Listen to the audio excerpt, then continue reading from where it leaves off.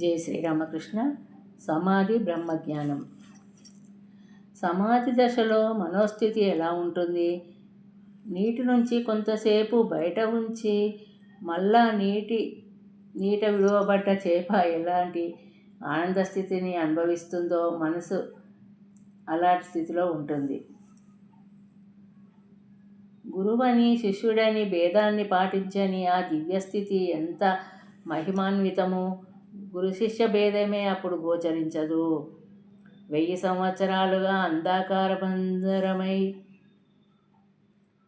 సంవత్సరాలుగా అంధకార బంధురమైన గదిలోకి దీపాన్ని తీసుకురాగానే అది గదిని ప్రకాశింపజేసినట్లు జ్ఞానతేజము యుగాల పర్యాంతంగా ఉన్న అజ్ఞానంధకారాన్ని నశింపజేసి జీవుణ్ణి ప్రకాశింపచేస్తుంది.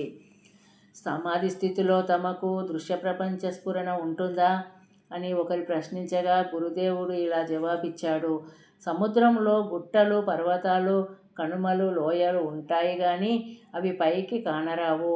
అలాగే సమాధి స్థితిలో అపారమైన సచ్చిదానంద సాగరం మాత్రమే గోచరిస్తుంది.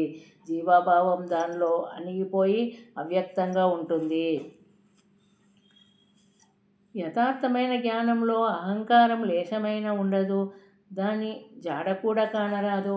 సమాధి స్థితి లభించనిదే జ్ఞానము ఎన్నటికీ కలగదు. జ్ఞానము మధ్యం దిన మార్తాండుని వంటిది.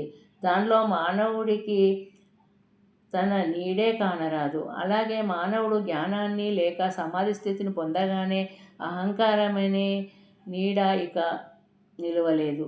ఎందుకంటే ఒకవేళ మిగిలి ఉన్నా అది విద్యామాయమని నిశ్చయంగా తెలుసుకోండి. అది ఎంత మాత్రమూ అవిద్య సంజనితం కాదు. జై శ్రీరామకృష్ణ.